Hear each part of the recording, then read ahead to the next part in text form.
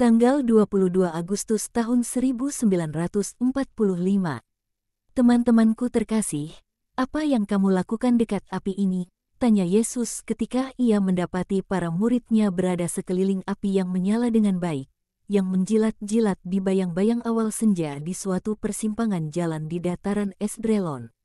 Para rasul terkejut, sebab mereka tidak melihatnya datang, dan mereka melupakan api itu untuk menyalami sang guru.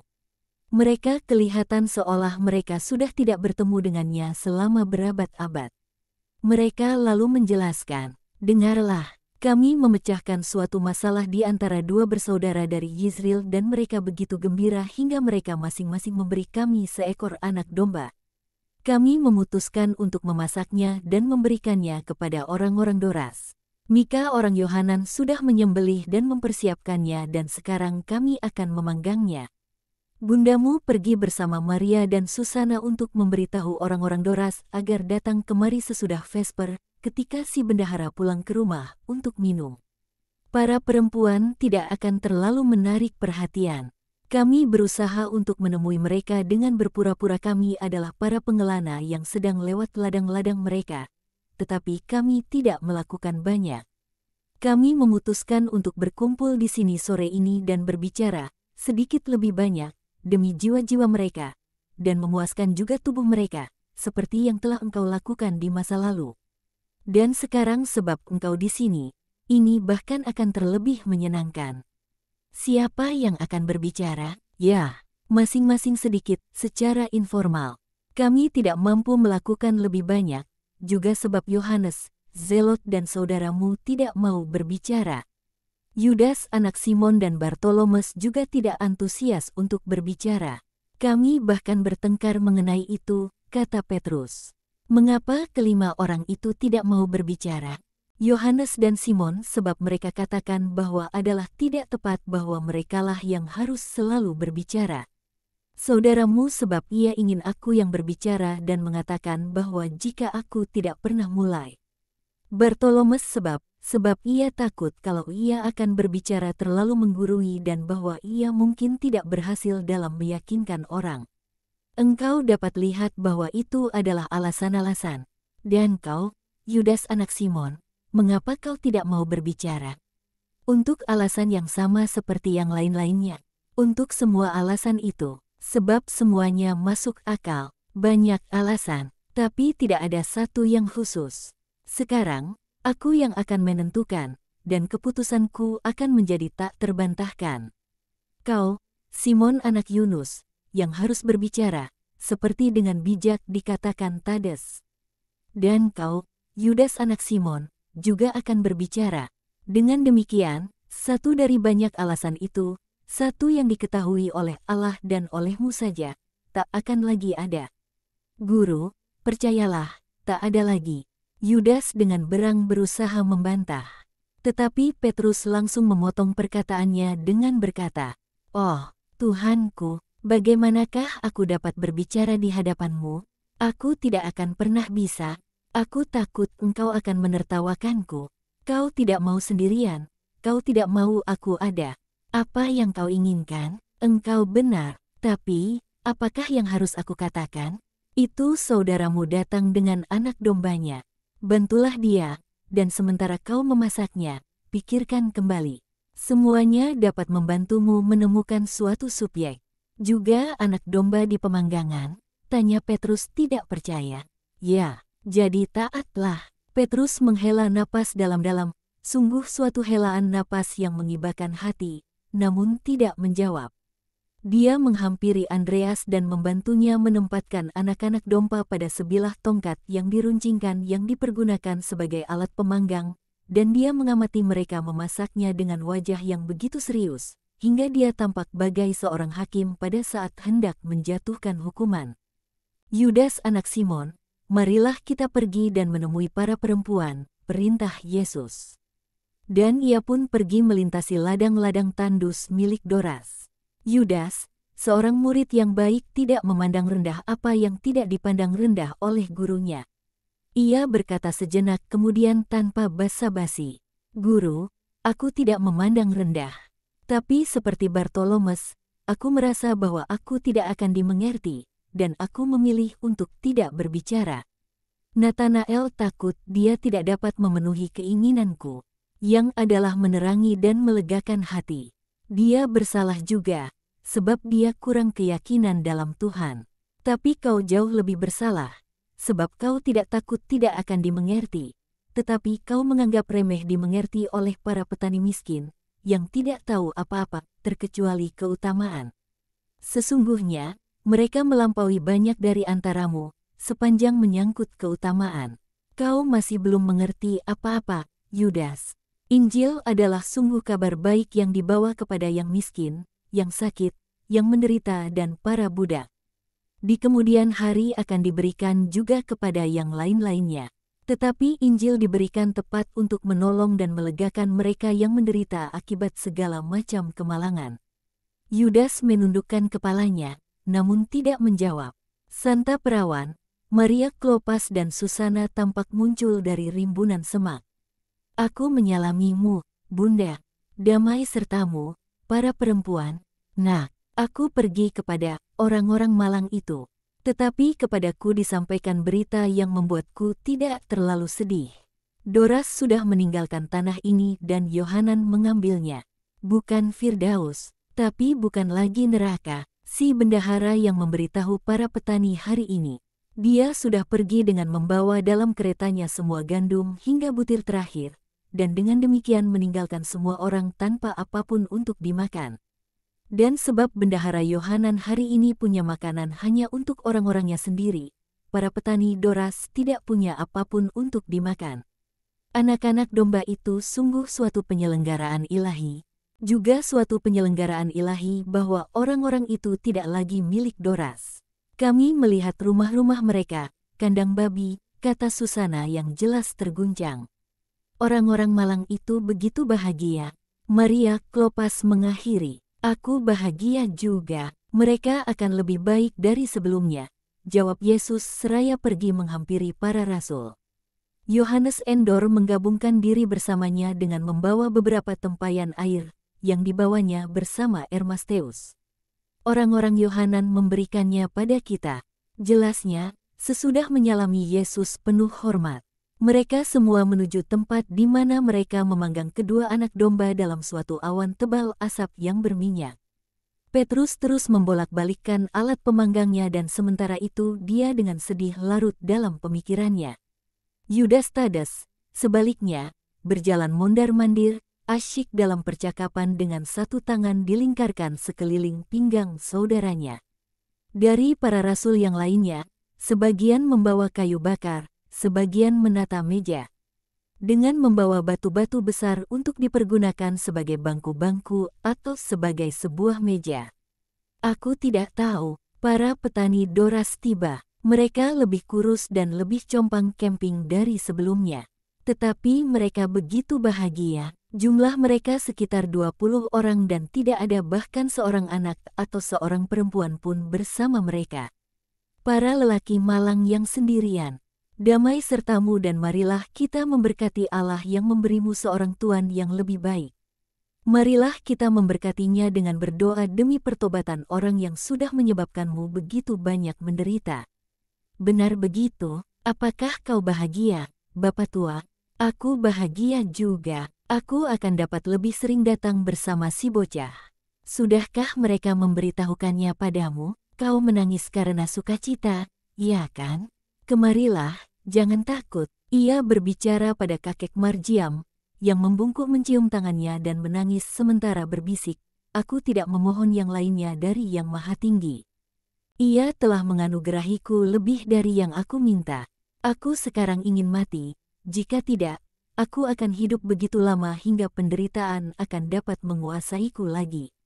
Para petani, yang agak malu-malu di hadapan sang guru, segera berbesar hati kembali, dan ketika kedua anak domba dihidangkan di atas dedaunan besar yang ditata di atas batu-batu yang tadi dibawa, dan porsi-porsi disiapkan, masing-masing ditempatkan di atas sepotong roti cake besar yang berfungsi juga sebagai piring, mereka menjadi santai dalam kesederhanaan mereka dan mereka makan dengan lahap. Memuaskan lapar mereka, sesudah kelaparan begitu lama, mereka berbicara mengenai peristiwa-peristiwa yang terjadi belakangan ini. Salah seorang dari mereka mengatakan, "Selalu ada padaku lokus, jenis belalang, tikus mondok, dan semut terkutuk. Tetapi mulai dari sekarang mereka akan seperti para utusan Tuhan bagiku, sebab adalah melalui mereka kami meninggalkan neraka." Dan meski perbandingan antara semut dan lokus dengan kelompok malaikat adalah agak aneh, tak seorang pun tertawa sebab mereka semua menangkap situasi tragis yang tersembunyi dalam perkataan itu. Perapian menerangi pertemuan, tetapi wajah mereka tidak menatap pada nyala api, pun mereka tidak memberikan banyak perhatian pada apa yang ada di depan mereka. Semua mata terarah pada wajah Yesus, dan teralihkan hanya untuk beberapa saat ketika Maria Alfeus, yang sibuk menyiapkan porsi-porsi makanan, menempatkan lebih banyak daging ke potongan-potongan roti cake datar di tangan para petani yang kelaparan itu, dan dia mengakhiri pekerjaannya dengan membungkus 2 kaki panggang dalam dedaunan lebar dan berkata pada kakek Marjiam, "Ambillah ini, kamu masing-masing juga akan mendapatkan sepotong besok." Dan sementara itu Bendahara Yohanan akan menyediakan sesuatu. "Tetapi, bagaimana denganmu? Bawaan kami akan berkurang. Bawalah, sobat, dari kedua anak domba itu, tidak ada yang tersisa selain dari tulang belulang dan bau yang masih tinggal dari lemak menetes yang masih terbakar di atas api, yang mulai padam dan terangnya digantikan oleh sinar rembulan." Orang-orang Yohanan juga menggabungkan diri dengan yang lain-lainnya. Inilah saat untuk berbicara kepada mereka.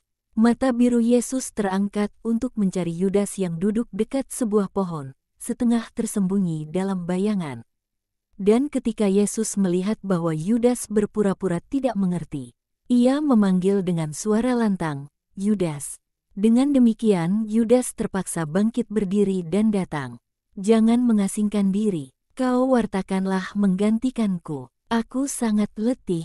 Bagaimanapun, andai aku tidak datang sore ini, salah seorang darimu akan harus berbicara. Guru, aku tidak tahu harus berkata apa.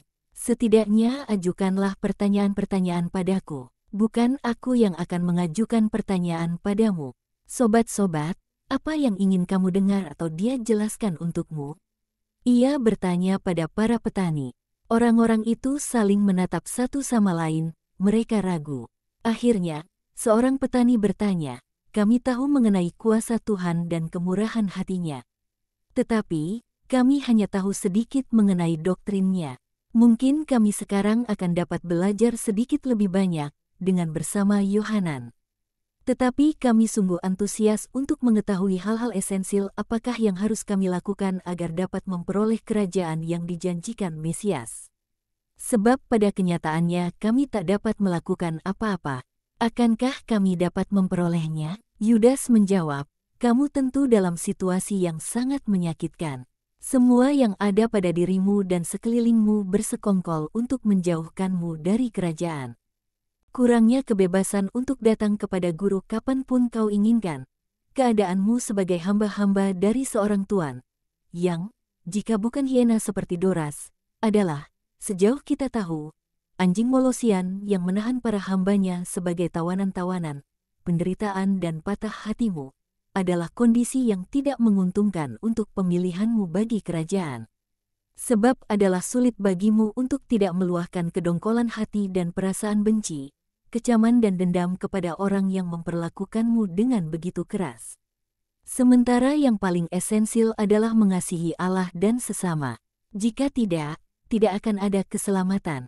Kamu harus waspada untuk menjaga hatimu berserah secara pasif pada kehendak Allah yang dinyatakan padamu dalam takdirmu, dan menanggung tuanmu dengan sabar tanpa pernah menggunakan kebebasan untuk mengungkapkan penghakiman yang pastinya tidak bisa baik atas tuanmu, atau mengungkapkan terima kasih atas. Singkat kata, kau harus tidak memikirkan situasimu, guna menghindarkan perasaan-perasaan berontak yang akan mematikan kasih. Dan dia yang tidak mengasihi tidak akan mencapai keselamatan, sebab dia melanggar perintah pertama. Tetapi aku hampir yakin bahwa kamu akan diselamatkan sebab aku melihatmu punya kehendak baik yang dipersatukan dengan jiwa yang baik, yang membangkitkan pengharapan bahwa kamu akan dapat menahan diri dari kebencian dan keinginan untuk balas dendam. Bagaimanapun kerahiman Allah begitu besar hingga Ia akan membebaskanmu dari apa yang masih kurang untuk kesempurnaanmu. Ada keheningan. Yesus menundukkan kepalanya begitu dalam hingga wajahnya tak terlihat. Tetapi wajah-wajah dari yang lainnya terlihat dan ekspresi mereka jelas tidak senang. Para petani kelihatan lebih sedih dari sebelumnya. Para rasul dan para perempuan kelihatan terkejut dan nyaris ketakutan. Kami akan berusaha untuk menindas setiap pemikiran yang bertentangan dengan kesabaran dan pengampunan. Laki-laki tua itu menjawab dengan rendah hati. Seorang petani berkata dengan mendesah, akan sulit tentunya bagi kami untuk mencapai kesempurnaan kasih, sebab adalah sudah merupakan suatu hal besar bahwa kami tidak menjadi pembunuh dari mereka yang menganiaya kami. Suatu jiwa menderita sangat banyak, dan bahkan meski jiwa tidak membenci, jiwa akan mendapati bahwa adalah sulit untuk mengasihi, seperti anak-anak kurus kering yang tumbuh dengan susah payah. Tidak, sobat, aku, sebaliknya, berpikir bahwa justru sebab kamu sudah menderita begitu banyak tanpa menjadi pembunuh dan pendendam. Jiwamu mengasihi dengan lebih kuat dari jiwa kami. Kamu mengasihi bahkan tanpa menyadarinya, kata Petrus guna menghibur mereka. Dan ia tersadar bahwa dusta sudah berbicara dan dia berhenti untuk berkata, "Oh, Guru, tapi engkau mengatakan padaku bahwa aku harus berbicara, dan untuk menemukan subjeknya bahkan dalam anak-anak domba yang aku panggang." Dan aku terus mengamatinya guna menemukan beberapa perkataan baik untuk saudara-saudara kita di sini, dan untuk situasi mereka.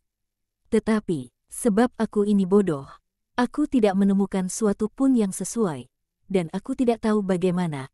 Aku mendapati bahwa aku berkelana jauh dalam pikiran-pikiran, yang aku tidak tahu apakah itu aneh. Dalam hal mana pikiran-pikiran itu pastilah pikiranku, atau kudus, dan jika demikian, pastilah berasal dari surga. Aku akan mengungkapkannya, tepat seperti pikiran-pikiran itu datang kepadaku, dan engkau, Guru, akan menjelaskannya padaku atau mencelaku, dan kamu, sobat-sobatku, akan menanggungnya bersamaku. Tadi aku melihat pertama-tama pada api, dan aku pikir, sekarang, terbuat dari apakah api? Dari kayu, tetapi kayu tidak terbakar dengan sendirinya. Dan apabila kayunya mati, kebusukan dan ulat-ulat kayu melumatkannya, tapi dia tidak akan terbakar dengan sendirinya. Dan meski demikian, jika seorang mempersiapkannya dengan suatu cara yang benar dan memegang pemantik api dan memantik dekatnya untuk menghasilkan percikan api dan membantunya menyala dengan meniup pada dahan-dahan yang ramping guna membesarkan nyala api, sebab orang selalu mulai dari hal-hal yang terkecil, maka nyala api pun berkobar dan menjadi indah dan berguna dan membakar semuanya, juga potongan-potongan kayu yang tebal. Dan aku katakan pada diriku sendiri, kita ini seperti kayu. Kita tidak menyala dari diri kita sendiri, tetapi kita harus waspada untuk tidak terlalu diresapi oleh kelembaban tinggi daging dan darah, guna membiarkan kayu pemantik api dinyalakan oleh percikan api. Dan kita harus rindu terbakar sebab jika kita tinggal tidak aktif kita dapat dihancurkan oleh cuaca buruk dan oleh ulat-ulat kayu, yakni oleh manusia dan oleh iblis. Sebaliknya, jika kita menyerahkan diri kita pada api kasih, dia akan mulai membakar dahan-dahan yang lebih ramping dan akan menghancurkannya. Dan aku menganggap dahan-dahan kecil itu sebagai ketidaksempurnaan, maka dia akan berkembang dan membakar potongan-potongan kayu yang lebih besar, yakni hawa nafsu yang lebih kuat. Dan kita, yang seperti kayu, sesuatu yang material, keras, tidak menarik, bahkan buruk, akan menjadi sesuatu yang indah, tak berwujud, lincah, cemerlang seperti nyala api. Dan itu sebab kita sudah menyerahkan diri kita pada kasih, yang adalah pemantik yang mengubah kita orang-orang berdosa menjadi para malaikat dan warga mendatang dari kerajaan surga. Dan itu salah satu pemikiran. Yesus mengangkat kepalanya sedikit dan mendengarkan dengan kedua matanya tertutup dan seulas senyum samar di bibirnya. Yang lain-lainnya melihat. Mereka masih terkejut namun tidak lagi ketakutan. Petrus melanjutkan berbicara dengan tenang. Suatu pikiran lain datang ke benakku sementara aku melihat pada anak-anak domba yang sedang dipanggang. Jangan katakan bahwa pikiranku kekanak-kanakan. Guru mengatakan padaku untuk mencari pada apa yang aku lihat. Dan aku taat, jadi aku melihat anak-anak domba dan aku katakan, itu dia. Mereka adalah hewan penurut yang tak berdosa. Kitab suci kita penuh dengan kiasan anak domba, baik untuk mengingatkan akan Ia yang adalah Mesias yang dijanjikan dan Juru Selamat sebagaimana dilambangkan dalam anak domba Musa. Dan untuk mengingatkan kita bahwa Allah akan berbelas kasihan kepada kita. Para nabi yang mengatakannya, Ia datang untuk mengumpulkan kawanannya, untuk merawat domba yang terluka dan menggendong yang kakinya patah. Betapa berlimpah kebaikan, aku katakan pada diriku sendiri, kita janganlah takut kepada Allah yang menjanjikan pada kita, orang-orang yang malang, begitu banyak kerahiman. Tetapi, masih aku katakan pada diriku sendiri, kita harus menjadi penurut, setidaknya penurut, sebab kita tidak lagi tanpa dosa. Kita harus penurut dan rindu untuk dilahap oleh kasih. Sebab apalah juga jadinya anak domba kecil yang terindah dan termurni, sesudah dia disembelih, jika tidak dimasak di atas api? Bangkai yang busuk, api, sebaliknya, mengubahnya menjadi makanan terberkati yang menyehatkan. Dan aku menyimpulkan, singkat kata, segala hal baik dicapai melalui kasih. Kasih melegakan kita dari beban kemanusiaan, kasih membuat kita cemerlang dan berguna, kasih memampukan kita menjadi baik kepada sesama kita dan penuh syukur kepada Allah. Kasih meninggikan kualitas-kualitas alamiah kita yang baik, menaikkannya ke suatu tingkatan yang menyandang nama keutamaan-keutamaan adikodrati. Dan dia yang dipenuhi keutamaan-keutamaan adalah kudus, dan yang kudus memiliki surga. Jadi, bukan ilmu pengetahuan atau ketakutan yang membuka jalan menuju kesempurnaan bagi kita, melainkan kasih. Kasih melepaskan kita dari kejahatan, jauh lebih hebat dari ketakutan akan hukuman, sebab melalui kasih kita tidak ingin mendukakan Allah. Kasih menjadikan kita berbelas kasihan kepada saudara-saudara kita dan mengasihi mereka sebab mereka berasal dari Allah. Oleh karenanya, kasih adalah keselamatan dan pengudusan manusia. Itulah apa yang aku pikirkan sementara melihat pangganganku dan menaati Yesusku. Maafkan aku jika tidak lebih dari itu. Tetapi pikiran-pikiran itu mendatangkan kebaikan bagiku. Aku menyampaikannya kepadamu dengan harapan mendatangkan kebaikan juga bagimu. Yesus membuka matanya, yang bersinar penuh sukacita. Ia mengulurkan tangannya dan menempatkannya ke atas bahu Petrus. Dengan sungguh-sungguh aku katakan kepadamu bahwa kau sudah menemukan perkataan yang harus kau temukan. Ketaatan dan kasih membuatmu menemukannya dan kerendahan hati serta kerinduan untuk memberikan penghiburan kepada saudara-saudaramu akan menjadikannya sebanyak bintang-bintang di langit gelap mereka.